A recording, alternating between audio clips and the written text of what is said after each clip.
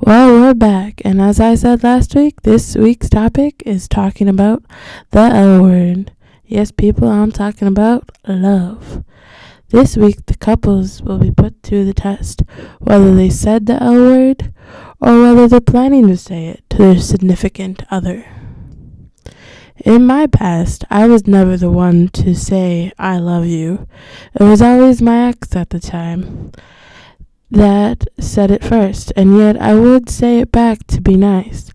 But normally, sometimes I wouldn't mean it. A couple times I said it back, and I actually meant it when the other person had said it to me. Like, for example, my ex. I really did love him. What can I say? I'm still learning about love. But never mind that. Let's get started with the show, shall we? Couple 1, you're up.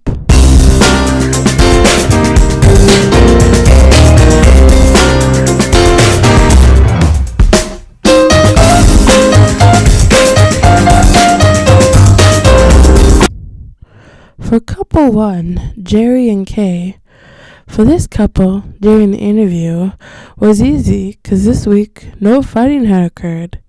Yet the couple had started off explaining the day the L word had popped out, and Kay was the one that said it, but a fight had to happen for her to say it to Jerry.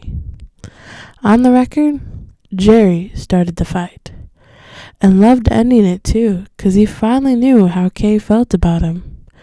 It was their first huge fight they had as a couple, and it almost led to them breaking up, but Kay had saved them.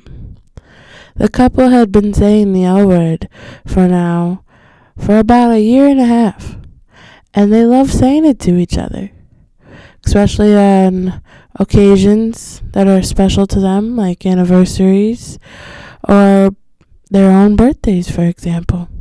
And even when it comes to the holidays, they'll say it.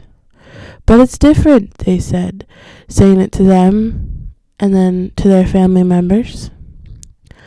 Let's see if the love can keep them intact. Now on to our second couple. This couple hasn't said I love you to each other because they're just starting out, so they say. They do, however, are really good at expressing their feelings to one another. They have been making more time for each other recently, they've said. I've interviewed Went and then Whitney privately right after, and the way Went sounds, there's something to be planned, maybe soon. He wanted to give us a little hint for what Whitney could be going through in the future for the surprise. He was thinking maybe a vacation, or maybe Disney World. She said she loved that place when she was a kid. But I guess we just have to stay tuned and wait to hear for something. Good luck to Whitney for a surprise in the future.